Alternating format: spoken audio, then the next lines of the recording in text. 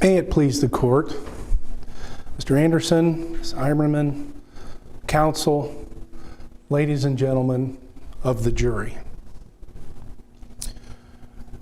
Mr. Bull made the state's opening statement in this case and told each of you that this was a case that can be categorized as scorned, obsessed, and seething. The evidence in this case has supported that argument. The brutal killing of Tracy Mondabaugh in this case was the result of anger, of malice, of jealousy.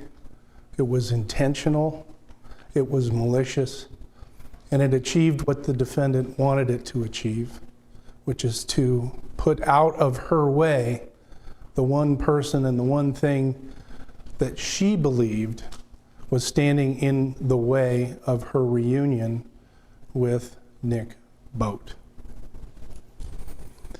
I'm going to review that evidence with you in this case, but first I want to go over some preliminary matters. I'll have to turn that on. What is your job? This is included in the instructions that have been given to you in various places. Your job is to seek the truth. You are truth seekers. You are not doubt seekers. So as you proceed into your deliberations and discuss the evidence in this case in order to reach your verdict, your job is not to go through the evidence and the arguments and everything and say, what are all of our reasonable doubts? Your job is to seek the truth from the evidence that's been presented to you in this case, and then to do justice on the basis of that evidence.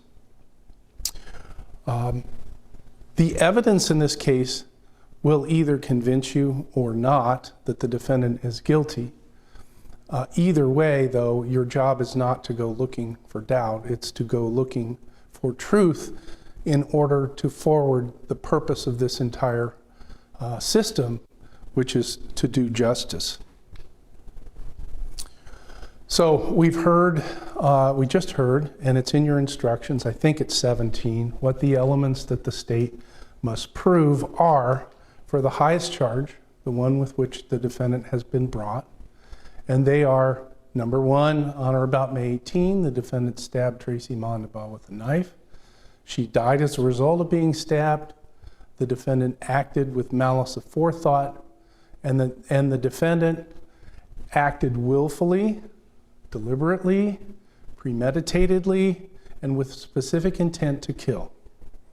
Those are the four things, and only the four things, that the state must prove in order for you to return a verdict of guilty of the main charge in this case, which is murder in the first degree.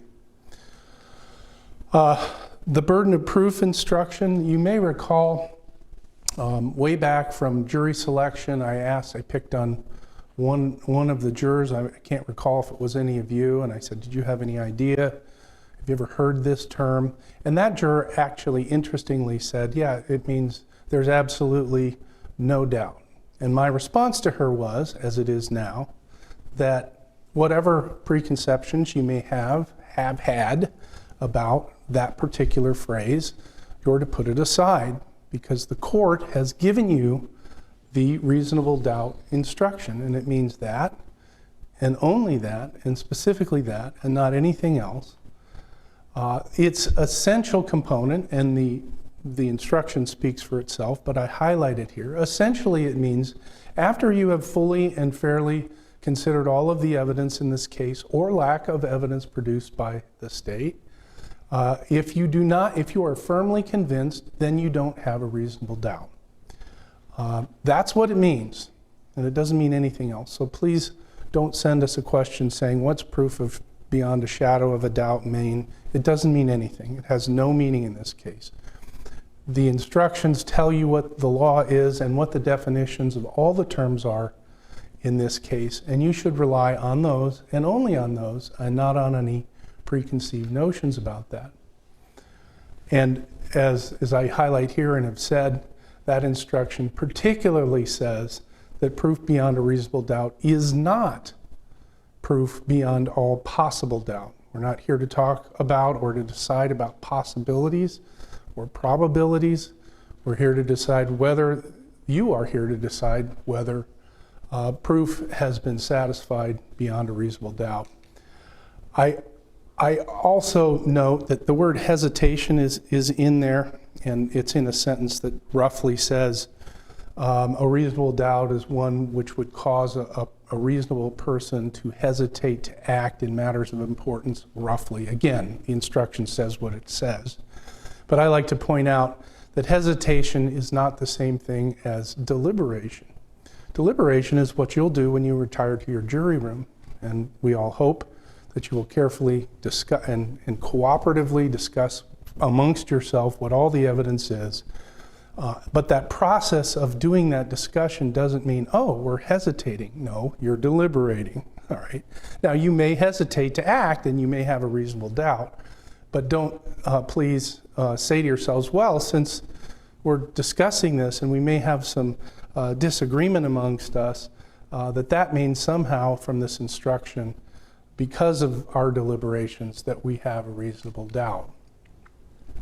Okay, so the first two elements in this case, and because the state has the burden of proof, I have to go through what the evidence is that establishes each and every one of those elements. We also have the instruction, which you may recall, and you'll have in your packet, that says that the defendant cannot be convicted by virtue of a confession alone. And of course, we all know that she has admitted portions of the elements of this crime, but it is still our burden to prove it to you, which is why I'm going over this. It's more than her saying, yes, I stabbed Tracy Manslaughter, and yes, I understand she died as a result. We have to have more, and because we have to have more, I'm talking about it at this point. The defendant has admitted that she stabbed Tracy Manslaughter with a knife. The question is why, you may have been asking yourself, would she do that? And the answer is because the evidence with respect to this element that the state presented to you is absolutely overwhelming, right? There's no way for us to know, and even if we did in advance, what a defendant may say when he or she shows up in a courtroom. But we do know this. We have the burden of proving these things, so that's why we presented the evidence. What is that overwhelming evidence? And I'll be talking about this, but I'm just highlighting it. At this point, in the context of the first element, that she was the one who did this, it wasn't somebody else. We didn't prove who did this. And that evidence, of course, is the video evidence, which we'll be reviewing later. The physical and forensic evidence, the rubber glove at the scene, the finger, the glove in the toilet tank, the DNA evidence, which I'm only going to mention to you briefly, but you will recall that Tracy's blood was all over the Cadillac. Her choker was on the Cadillac. The defendant's hair was in Tracy Manslaughter's hand. The DNA is of both the defendant and Tracy are splattered all over the scene, as testified to by Mr. Petrocelli from the DCI crime lab, and that evidence is irrefutable. DNA is what DNA is. It's whose it is to a degree of octillions, the probability of that this blood splatter over here or this hair over there is anybody other than either Tracy Manslaughter or Michelle Boats is some astronomically high figure. And of course, we have the bruises on the defendant's arms, which even she admitted to you here yesterday were caused during the course of committing this terrible crime. So the first two elements, that's the first element. The second element is that she died as a result. Essentially, again, this is an uncontested element. We heard from Dr. Cruz from the State Medical Examiner's Office, who told you that Tracy Mondabaugh died as a result of multiple sharp force injuries. I mention this not because this is the hotly contested issue of this case, but because the state has the burden of proving it. It's one of our elements. And we haven't heard from the defense yet, but it's unlikely that we're going to hear that the state has not proven this element. Here's the fatal wound to Tracy's heart and chest, and the photograph exhibit 57 of the hole in the sweater that was caused when that injury was inflicted. So again, these two elements are essentially uncontested. So what's this case really about, as you all must know? It's these last two elements. The defendant acted with malice of forethought, and she acted willfully, deliberately, premeditatedly, and with specific intent to kill. So this is what these two elements are, what this case is about. In this particular case, proof of both of those elements is so tightly connected that as I was trying to formulate an argument to sort of talk about it individually, I kept saying, well, this piece of evidence, to myself, this piece of evidence supports both elements, and I can't separate them out, and I don't want to repeat myself. So as we go through here, I'm going to talk about both elements together in terms of the evidence.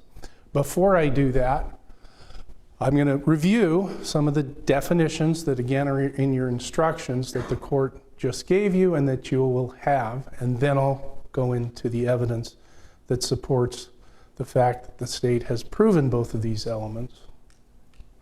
So what are they? Malice of forethought. Malice is a state of mind which leads one to intentionally act out of actual hatred or with an evil or unlawful purpose. I like to mention at some point during arguments like these that when the court uses words, it means those words. Okay, they're not accidentally there. We spent a lot of time yesterday preparing for this. We thank you for your patience. So the words that the court uses in your instructions mean exactly what they mean and not anything else. So if the court says or, the court means or. It doesn't mean and we care about that because it's about what we have to prove. And if the law says we have to prove this or this, then that means either one. And that's one of those. There's another instruction that talks about alternate theories. I point this out again to perhaps assist with your deliberation process. That alternate theories instruction basically says, look, you have to have a unanimous verdict, folks. But there may be some of you who, with respect to malice, for example, this is just an example, think, well, I think the state proved that the defendant was acting with actual hatred. And another one of you says, oh no, I don't think that at all. I think she acted with an evil or unlawful purpose. And the instruction that I'm referring to tells you, you don't have to agree about things that it can be either or propositions, as long as all of you agree that one of those alternate propositions is proved. You don't have to argue about it, okay? You both agree that the element has been met. It doesn't matter how you got to your particular position with respect to that particular item. Malice also, it may be established by evidence of actual hatred, deliberate or fixed intent to do injury, and this is any of these again, any of them, not all of them, doesn't have to be all of them, just either of them. These are just ways in which this malice of forethought can be established. And it can be established from the acts of the defendant and the means that she used to carry that out. Those are just categories of ways that malice of forethought can be established. Malice of forethought is a fixed purpose or design to do some physical harm to another which exists before the act is committed. Those are all part of the malice of forethought instructions that you've received. In this case, the defendant did have a fixed purpose or design to do harm to Tracy Moundabaugh before she acted. I haven't talked about the evidence yet that supports this, but that's obviously the state's contention with respect to the evidence. On to element 4. Again, I'm discussing these together by way of definition before we talk about the specific evidence. Willful means intentional and not accidental. Deliberation, or to deliberate, is to weigh in one's mind, to consider, to contemplate, or reflect. Premeditate is to think or ponder before acting. And deliberation, this is another instruction as part of this specific intent element. Deliberation and premeditation need not exist for any particular length of time before the act is done. So it doesn't, the law doesn't say, well, she had to have it for 10 minutes or an hour. It could be 1 second. It just has to precede the act. Specific intent means, the court has told you, not only being aware of doing an act and doing it voluntarily, but doing it with a specific purpose in mind. And this is important because determining the defendant's specific intent requires you and any jury in any case that's asked to determine what a defendant's specific intent was. Therefore, it requires you to decide what she was thinking when the act was done, and it is seldom capable of direct proof. And in this case, of course, we have the defendant's denial that she had specific intent, but you're certainly not required to believe that if you believe that that's wrong based on the other evidence in the case that we'll be discussing. Therefore, you should consider the facts and circumstances surrounding the act to determine the defendant's specific intent. The court says that's what you should do. Right? It's not just a matter of, Miss Defendant, did you intend that? Nope. Okay, that's it. Well, the state didn't have the defendant somehow testify to that, therefore we're done. No, you have to look beyond that to the facts and circumstances to decide what was in the defendant's mind. There's also an instruction that says that you may but are not required to conclude that a person intends the natural results of their acts. This is not an unreasonable inference that you can draw. You're not required to. But for instance, when a person shoots a gun at another person, it's not unreasonable to assume that they mean to either injure them or kill them. That's just an example. That's why this instruction tells you that you may conclude that a person intends the natural consequences of their acts. It's one of the facts and circumstances that goes beyond what any particular defendant or this particular defendant may say. If this is instruction 22, if a person has an opportunity to deliberate and uses a dangerous weapon, and folks, we have the definition of a dangerous weapon. A knife is a dangerous weapon. It is an object which is intended to cause death or serious injury. Of course, it's intended for a lot of other things, but when used upon another person, it is certainly capable, as it did in this case, of inflicting death.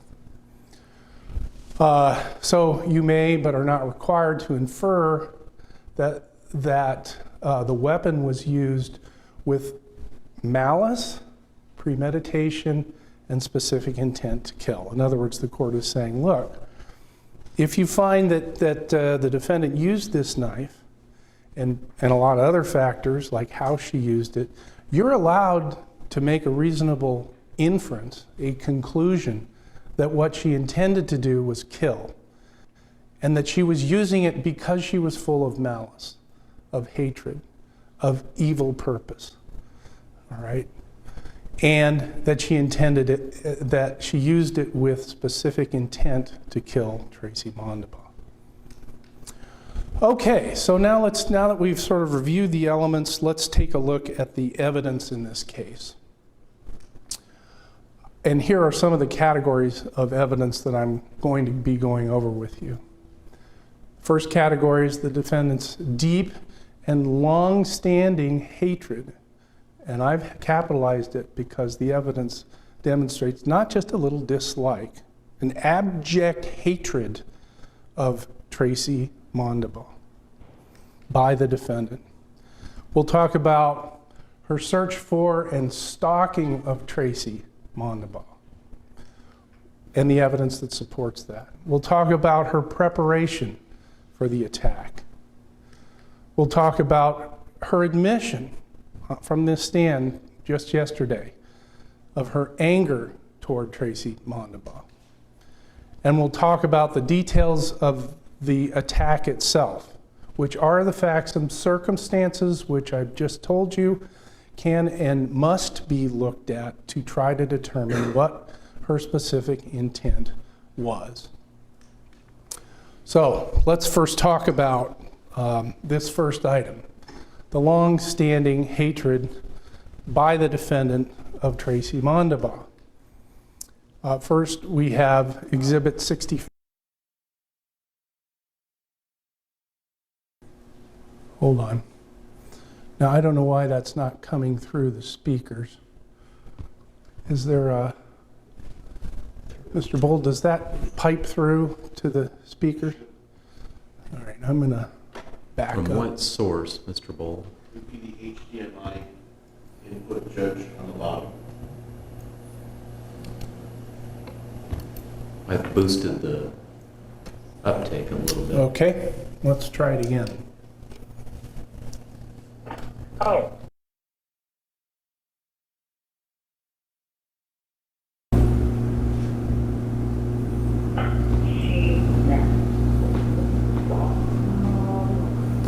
Well, it's not coming through the speaker system, but it'll be on one of the flash drives that you can take back and listen to for yourself, and the words are here typed. It's nobody else but the defendant who's referring to Tracy Mondabaugh in this way. And that she messed with the wrong mama. This is a message she left for Nick, wanting Nick to tell Tracy Mondabaugh that she was messing with a tiger. And that tiger, way back here in March when this message was left, was already filled with hatred, months before the act. So some of the elements require you to find that this malice pre-existed, this specific intent pre-existed the act that was done. Here it is in the defendant's own words. Hatred. Hatred. We also had the evidence that the defendant threatened Tracy over Facebook. Mr. Bull, in his cross-examination yesterday, read the message or some of the messages that she sent. Because I will be there when you open your eyes in the morning, and I will be there when you close them at night. This is this woman directly communicating with Tracy Mondabaugh. I'm going to be there. I'm going to be in your head. I want to be in your head. I want to be in your dreams or in your nightmares. Now, that's not written, but that's certainly implied. He isn't yours now, and he never will be. Send him home, because that's where he belongs. If you don't, I'll be on you. I'll be on you, or it says, but I'll be on you soon enough. Preparation, plan. You better let him go or I'm coming to get you. Months before, that's exactly what she did. Then she sent the picture of herself staring at Tracy Mondabaugh. And we have other evidence, again, acknowledged by the defendant herself on cross-examination, that she confronted Tracy and Nick while they were in a truck at Vermeer in April, after she testified that she went for some mental health treatment. And we heard her acknowledge that she told Tracy, "I'll tell you once, he's mine." Certainly a threat. She's following him around at that point in April. It wasn't just on May 18. She's following him around back in April, threatening Tracy Mondabaugh after having sent the Facebook messages. He's mine. I'm only going to tell you once. She did tell her one more time, as we heard from Mr. Rumberg, the neighbor. He's mine is about the only thing he could make out as the defendant was killing Tracy Mondabaugh. But she did really actually only give her 2 warnings that we have evidence for, and these are those. But warnings, nevertheless. Okay, so what other evidence do we have of malice, premeditation, planning, specific intent to kill? Her searching for and then stalking Tracy Mondabaugh on May 18. Now, those videos from around Pella came in piecemeal, but this series of slides that puts them all together in chronological order in the hope that you will recall it for yourself. At 6:57, the defendant goes to Culver's, and the line is too long, so she leaves. So her house is down here at 135 Prairie Street, and she travels across town to Culver's, which is shown here. And she drives through the lane. Here's the video at 7:05 p.m., and that time may be different. There's a stipulation that if the time ends up mattering all that much to you, you can straighten yourselves out on. But that was the defendant's silver Cadillac driving through Culver's. The defendant then leaves Culver's. She goes somewhere. She testified that she then saw the truck at the laundromat and said some things like, well, I wanted to see if Nick was there and Nick was okay. But in any event, once she's spotted Tracy, she's on her tail. Tracy is about to go have dinner with Nick on his dinner break at Vermeer. And Tracy goes into the parking lot at Burger King, and the defendant follows her and parks her car a discreet distance away. And don't forget, folks, she's got the binoculars. She told you yesterday why. She didn't have an innocent explanation for why she had the binoculars in her car.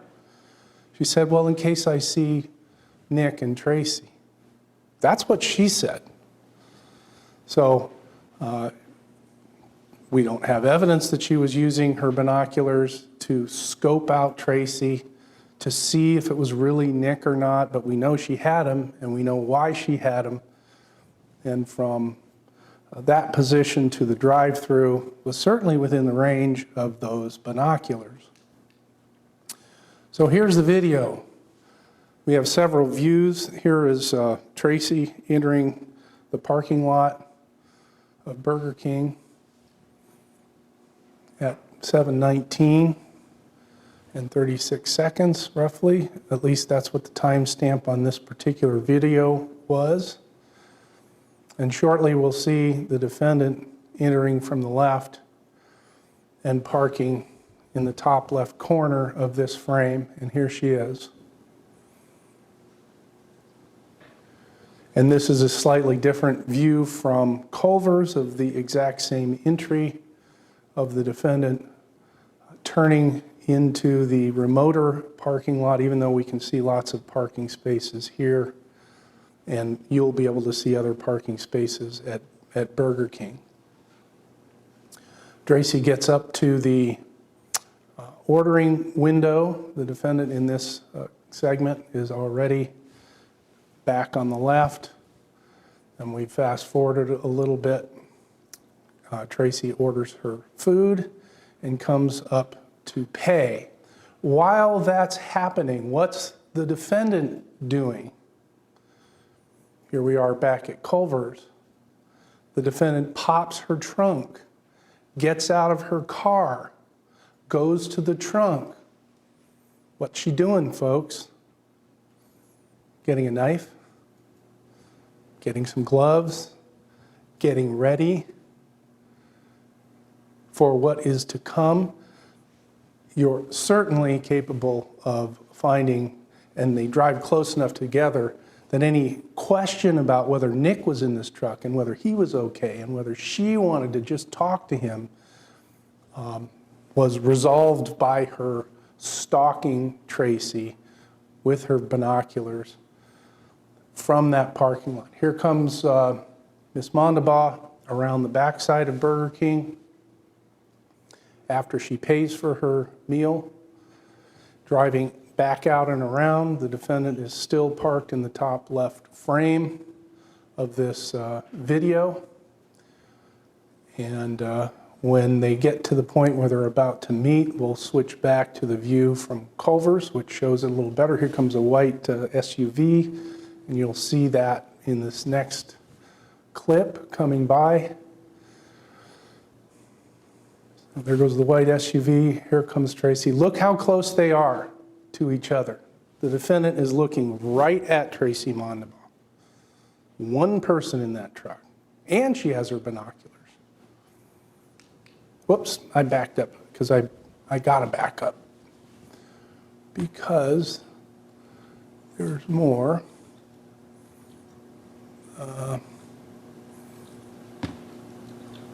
I missed it. Hold on. Because it's important, I'm going to play it again.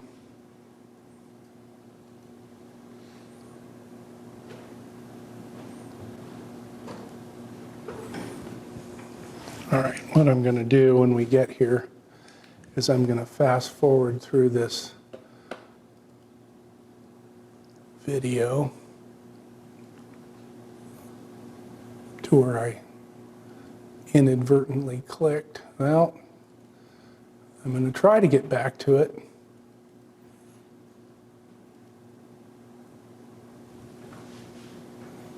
No, I'm still not there. I apologize.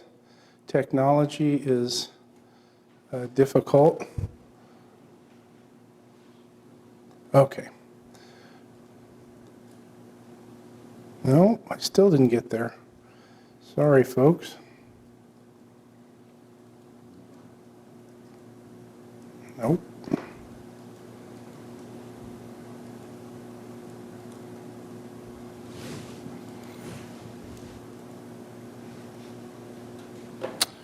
Well, I can't get the video to play. You can watch it for yourself if you want. But what happens after Tracy drives by is that the defendant waits 15 or 20 seconds, backs out of her parking place, and follows Tracy. From there, they leave Burger King, and that's where we pick up here.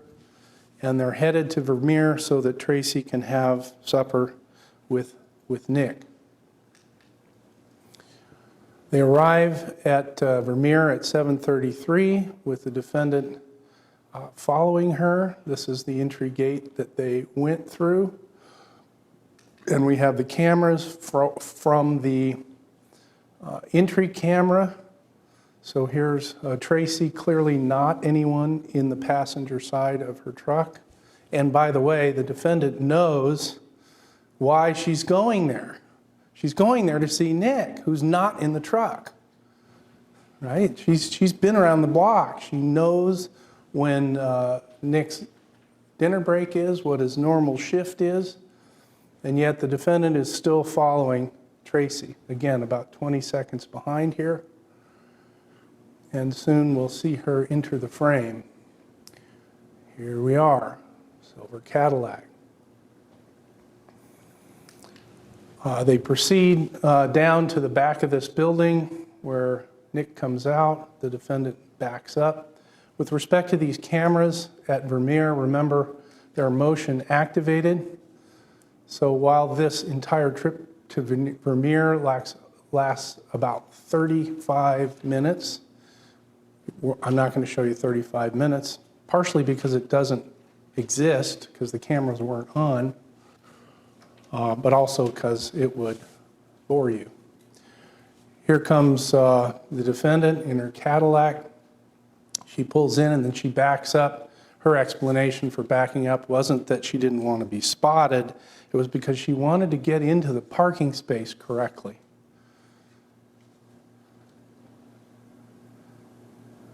Does what she did there just get her into the parking space better? Is that consistent with her testimony?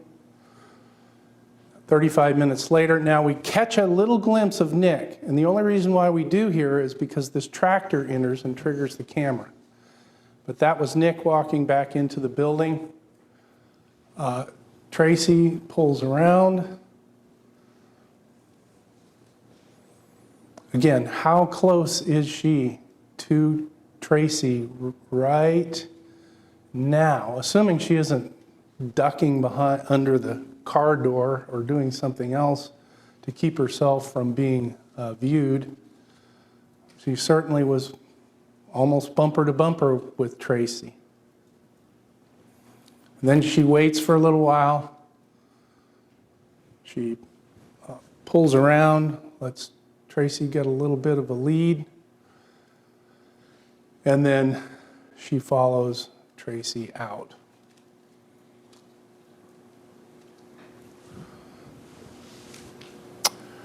They leave Vermeer, again, this is 35 minutes later at 8:08, so from 7:35 to 8:08, they're at Vermeer.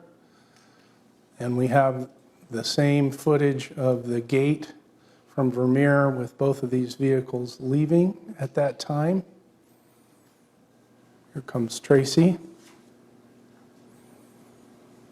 And then about 20 seconds later, we get the defendant.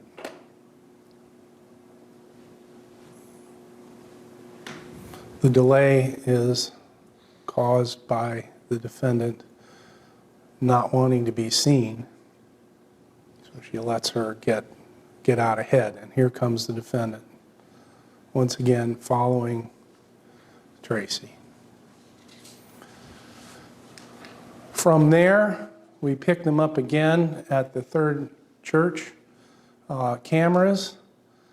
They're coming back. Tracy's heading home, which is up in the top left corner, as you'll see in a moment.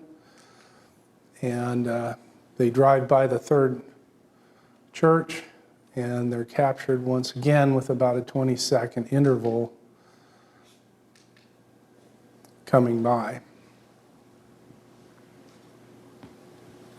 Here comes Tracy in her truck. The first car following her is not the defendant, it's some other car.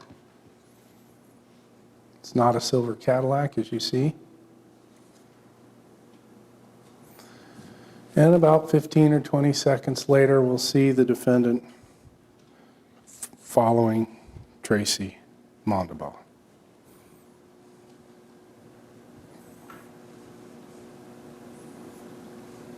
Here she comes.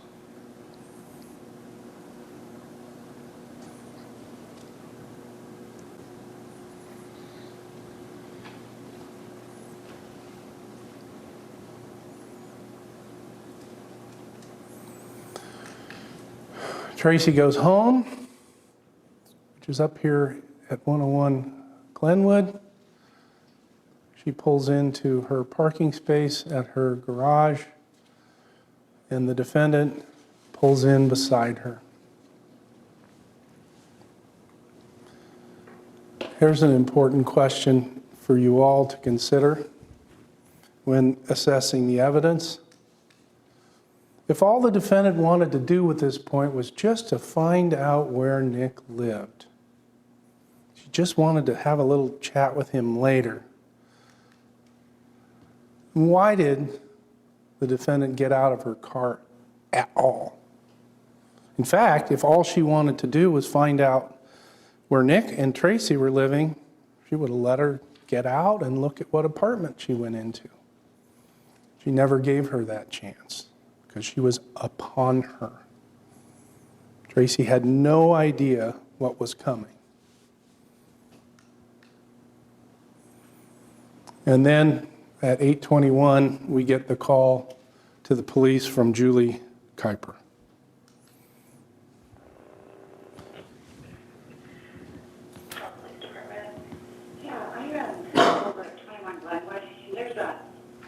Over in the sixplex next to me, I just went outside the desk to smoke a cigarette, and it looked like a scuffle between a couple. Well, when I saw her get out of the truck, her face is just all bloody. I'm sorry, what was your address? My address is 21 Glenwood. I live right next to that Matt, the new officer that just was next door to me.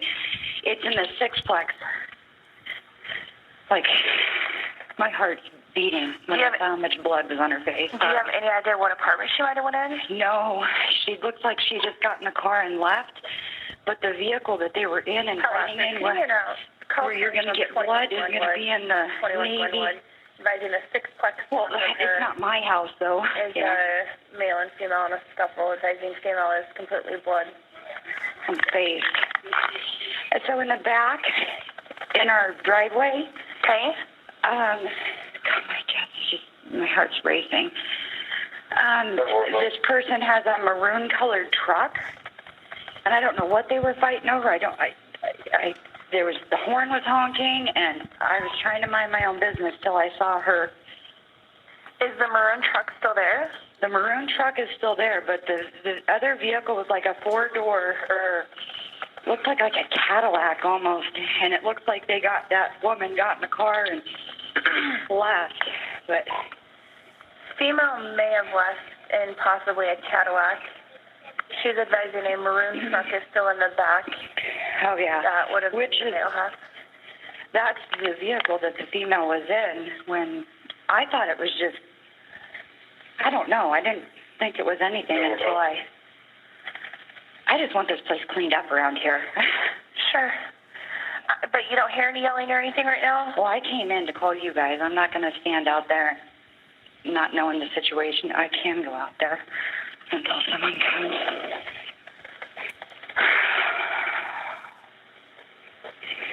Only takes once of having to be in a domestically violent What is your name? situation. Julie Kuiper.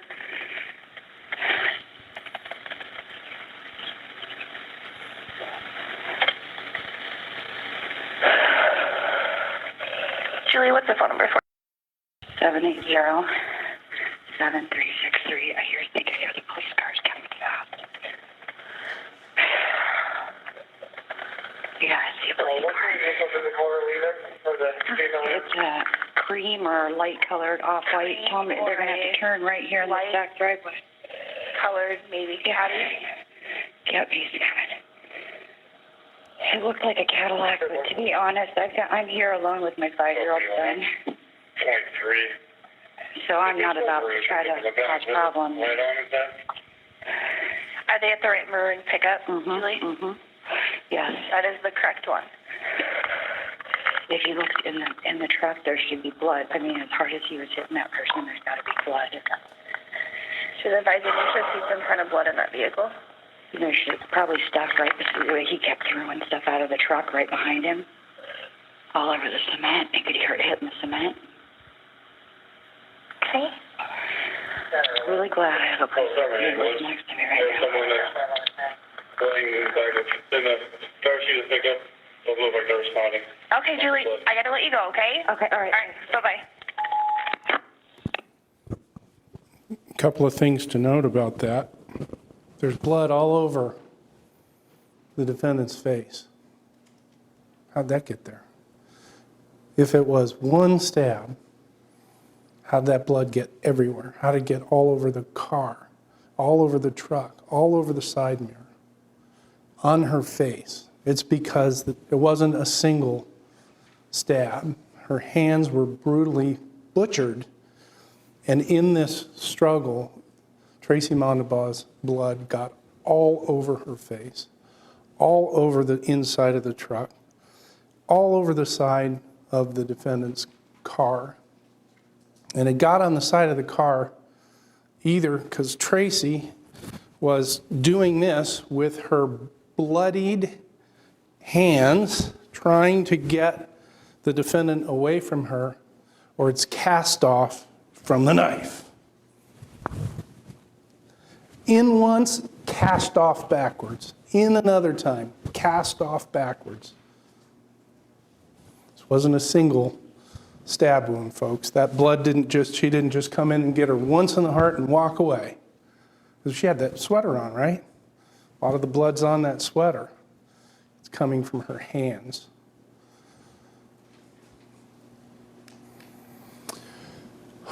Okay, so we're now down to the evidence about preparation for the attack in advance because of malice and because of specific intent to kill.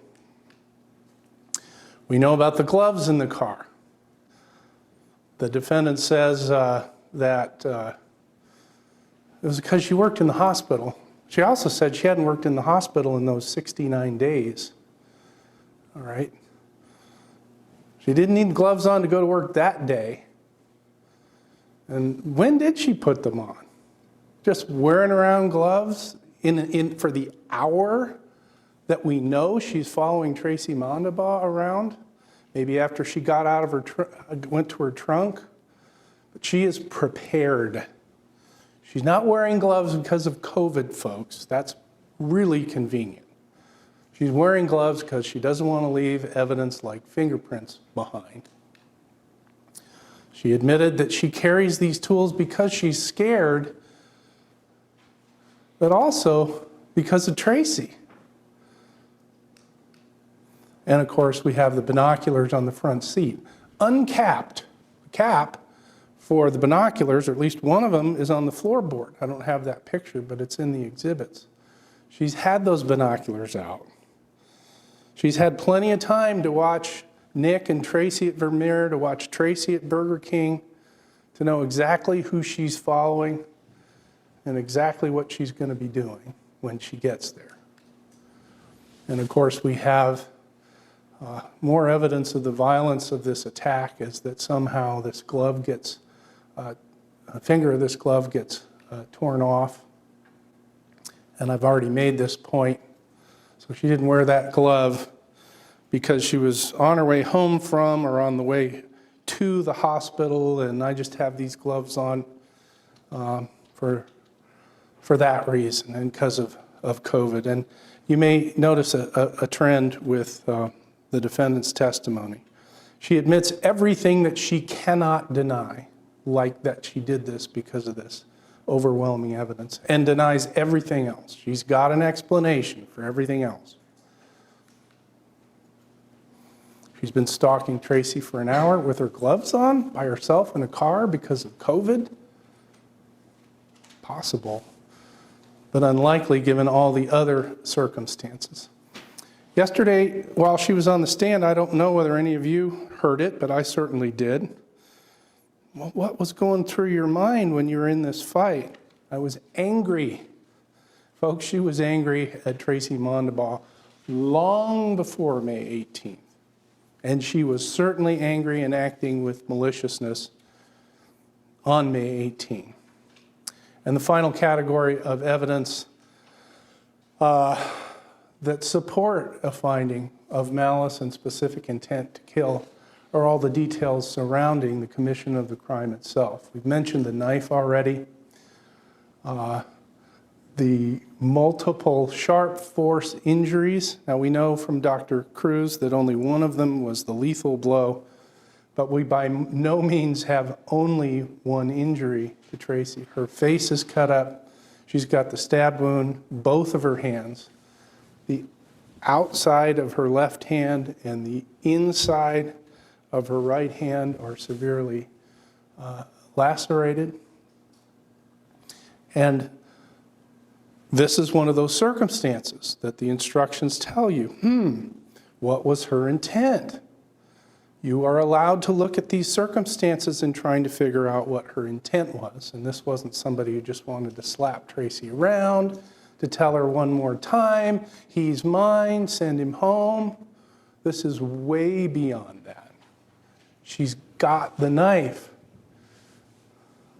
Defendant, of course, says that it was one stab wound and she lost it. That evidence, as I've already mentioned, isn't supported because of the blood on the car. Dr. Cruz, when looking at the bruise picture, which is Exhibit 75, acknowledged that that was as a result of multiple blunt force injuries. Not one stab, multiple on her dominant hand, stabbing over and over, maybe hitting the side of the truck, something here, through the window, hitting something hard. These bruises came up 18 hours after this homicide. The first time Special Agent Miller took pictures, those bruises weren't there.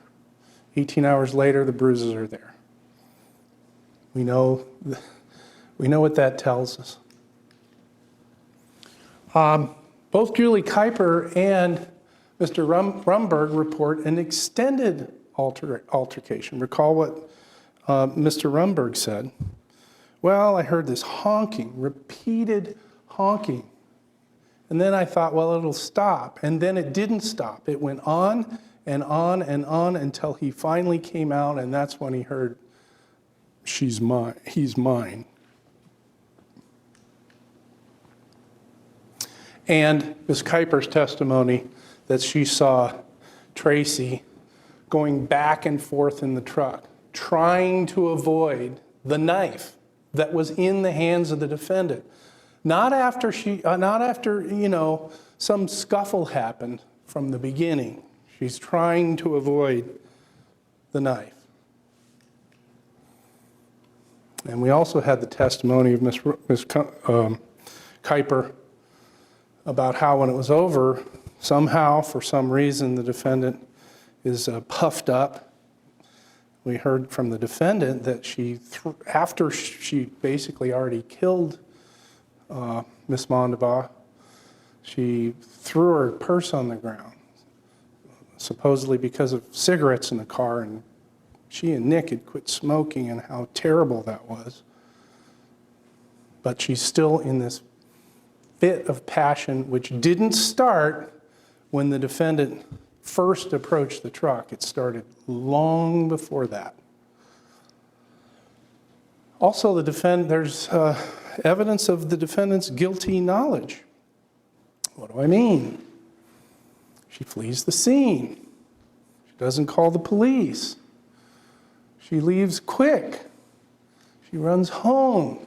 She puts her clothes in the washing machine. She knew she was in trouble. She washes all that blood off of her face. She gets rid of the knife somewhere. And she washes herself, free of the blood which is on her hands and will always be, no matter how many times she tries to wash it off. That blood will not wash. And then she lied to the police. In her own words, "What have you been doing, Michelle?" "Oh, nothing. Why are you here?" Right? She's concealing the glove in her toilet tank with, confirmed by DNA, Tracy Mondaba's blood in that red liquid on the gloves and on the towel and in the tank. Okay. So the two final elements are established by her use of a dangerous weapon, her long-standing hatred of Tracy, way before this happened, her plan, her preparation, get a knife, get the gloves, follow her around, scope it out, pick the right place, and attack. And that's what happened here.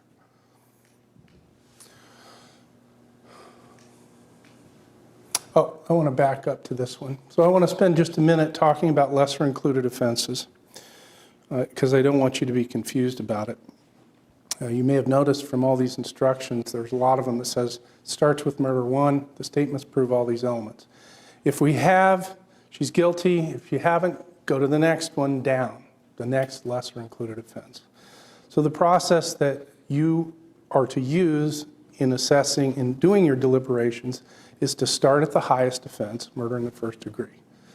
If you find that the evidence has proved the defendant guilty of those charged beyond a reasonable doubt, you're done. You don't have to look at the next one or the next one or the next one. It's a downward stepping ladder. It is not a process where you take all of those crimes and go, which one sounds most like what we think happened? Because, and it's not that way, because when you commit murder in the first degree, of necessity, you have also committed all the lesser included offenses. That's why we call them lesser included offenses. So it's not, which one sounds the most alike? It is, which one is proved? And it's a downward ladder. So if you find that the state has proven first degree murder, you don't have to look at any of the other lesser included. You don't have to understand any of the definitions associated with them. You're done. That's how it works. It's only if the state hasn't proven each and every element that you need concern yourself at all with any of the lesser included offenses. It's not a sounds most like process. It's a what has been proven starting at the top and moving down. So what defenses have been put forward here, we heard from Ms. Eimerman in her opening statement that it's not murder, it's manslaughter. Now, she didn't go any farther than that. I'm sure you'll be hearing from her shortly, or Mr. Anderson. But that's what you've heard so far. One of the lessers, by the way, is anytime you're talking about heat of passion, you're already down to like the fourth lesser, because it starts with murder in the first degree. Then there's murder in the second degree. Then there's attempt to commit murder. Then there's willful injury. And it's not until the fifth lesser that you even get to any discussion at all or need to consider anything about heat of passion. And or it may be that this was some sort of unintentional or reckless killing of Tracy Mondabaugh. But since counsel mentioned, and it sounded like from the defendant's testimony that she would like you to believe that this was just the result of this heat of passion, I'm going to spend a few minutes talking about that with you. Instruction number 31. This is for voluntary manslaughter. Again, the fifth lesser included, or fourth, I can't remember, down the line, way below murder in the first degree. The instruction for voluntary manslaughter is that the stabbing was done solely by reason of a sudden, violent, and irresistible passion resulting from serious provocation. All right, this is one of these places that these words matter. That's why I've underlined solely. All right? So if in acting to kill Tracy Mondabaugh, the exclusive, the sole reason why she did what she did was a sudden heat of passion, all right. But if there was anything else going on, like malice of forethought, like specific intent, then her actions were not solely because of a heat of passion. Of course she was amped up when she killed Tracy Mondabaugh. But that passion wasn't solely from whatever happened at the truck. It was from the long history that preceded it. It also has to have been a sudden passion, which is the same, to say the same thing, right? It wasn't like, oh, I've got no problem with Tracy Mandabaugh before I stepped to her truck to attack her. And then my passions were inflamed because of some things that she says that Tracy said or did, right? That's what this means. I'm fine, but all of a sudden, boom, something sudden happens that inspires essentially an irresistible passion to kill. The last word is serious provocation. And this is really important on voluntary manslaughter. This is out of the instruction 32. Serious provocation is conduct. Again, an important word, one with real meaning, that would cause a reasonable person to have a sudden, violent, and irresistible passion. Conduct. Passion is not sudden, violent, and irresistible if there's a time interval during which a reasonable person would basically cool off. Folks, here's the question if you get to this place. And the state contends you should never get there because the evidence couldn't be clearer on murder in the first degree. What conduct by Tracy Mandabaugh was there in this case that would cause a reasonable person to fly into an uncontrollable homicidal rage? Conduct. What's that conduct? Eating dinner with Nick? Is that the kind of conduct that would cause an irresistible passion and desire to kill? Kissing Nick in the parking lot of Vermeer? Does that cause a reasonable person to fly into a homicidal rage? Tracy Mandabaugh is strapped into her truck when she encounters the defendant. We heard testimony from the defendant that Tracy Mandabaugh called her a crazy bitch. The only point about that is the rest of the instruction on passion. And that is, words alone, however abusive or insulting, cannot be serious provocation. No matter what you ever call anyone, the most disgusting, foul, offensive thing is never legally satisfactory as serious provocation to homicidally kill another person in the heat of passion. The only provoking conduct in this case was by the defendant. She followed Tracy around. She hated Tracy. She got out of her car. She went to Tracy's car with a knife and started attacking her. That's provoking. And the only person defending themselves, to the extent that there's any thought by any of you that somehow the defendant's conduct, now there isn't a justification defense in this case, all right? If there were, there would be instructions on that. Because people know that you have a right to defend yourself. And even to the extent of using deadly force against somebody, under certain circumstances, when you're threatened, when somebody's gonna kill you or somebody else, and it's reasonable, then you can defend yourself by using deadly force. That instruction isn't in this case because there is no evidence of it. The defendant had no right to defend herself from Tracy Mandabaugh, who was completely oblivious and had done absolutely nothing besides living, driving her truck, eating dinner with Nick, had done nothing to threaten the defendant. The only person who defended herself unsuccessfully was Tracy Mandabaugh. So what happened here? This was no accident.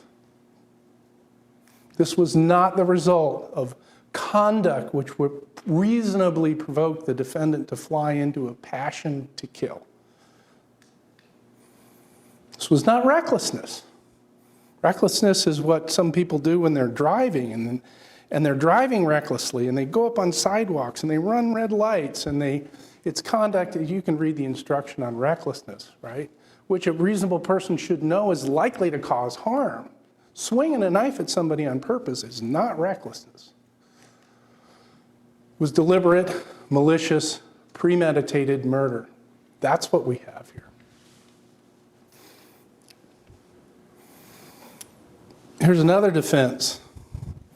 Sympathy. Essentially, the defendant pleads that all of you sympathize with her circumstances. She was heartbroken. Her husband left her. She was alone. It was COVID. And essentially is saying, without directly saying to you, please feel sorry for me and don't convict me of the much more serious crime that we all know I committed because of my pathetic circumstances. What does the court tell you about sympathy? Instruction number 8. As you consider the evidence, do not be influenced by any personal sympathy, bias, prejudice, or emotions. Now, normally, this instruction, it can go both ways, as it is here, but normally that's in the context of a murder case. Don't feel sorry for the victim. You can't base your verdict on feeling sorry for the family of the victim who's gone. That's inappropriate too. Family hasn't been able to be here because of COVID, but you're not allowed to consider that. But this is a two-way street. You are not to take into consideration any feelings of sympathy for the defendant. That is not the basis on which you can or should return your verdict. Broken marriages are not an excuse to kill.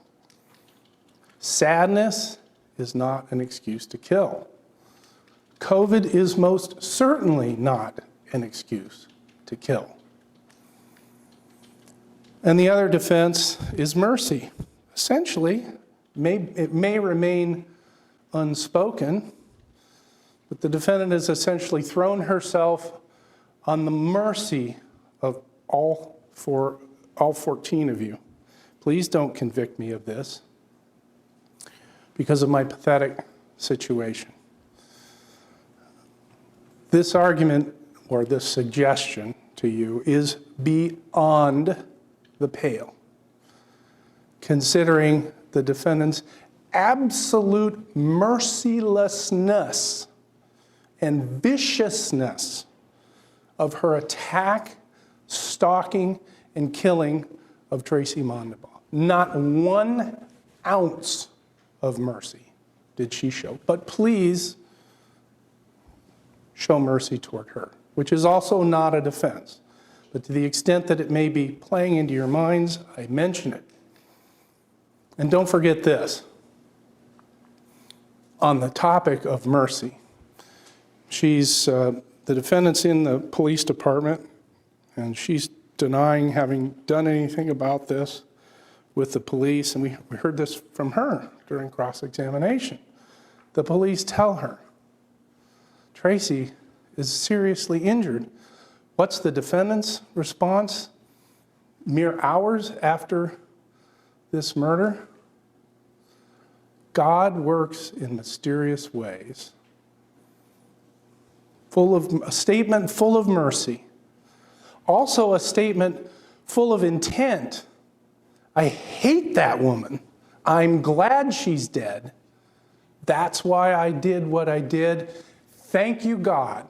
I got my wish.